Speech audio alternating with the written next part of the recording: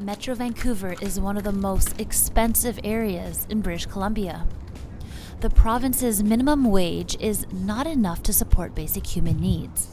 Many low-income earners may struggle to find affordable housing. According to the Real Estate Board of Greater Vancouver, in the year 2000, the average price of a single-family house was $400,000. Fast forward to 2020, the average price is now $1.2 million. In the last 5 years, an average of 19,000 people applied for subsidized housing in BC. Finding a home is simply unaffordable. What exacerbates this crisis is when people no longer view housing as a means of shelter, but rather a lucrative way to make profit. Rasha Gad is an Airbnb superhost.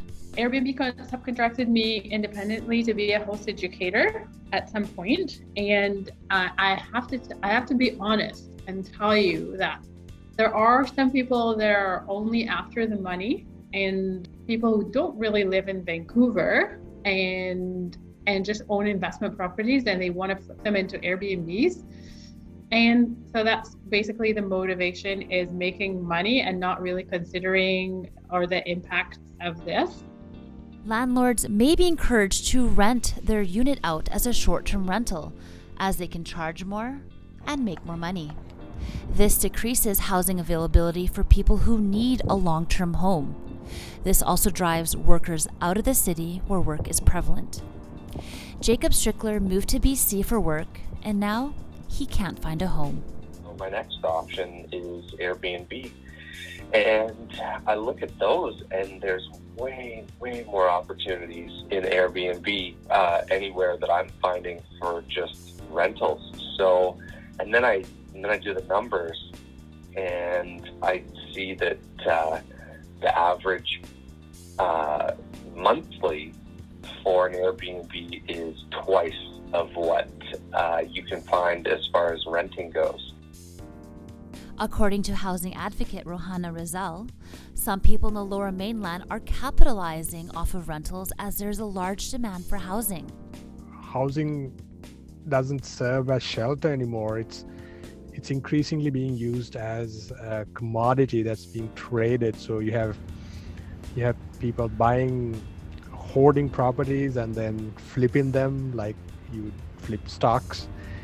And adding to this is the short-term rentals, because where people used to rent out units, they are increasingly turning to short-term rentals because it's more profitable. The city has placed rules and regulations on housing rentals, such as rentals must be longer than 30 days. However, Eric Swanson explains some landlords find loopholes in the system. Like people are actually staying in those units for beyond 30 days.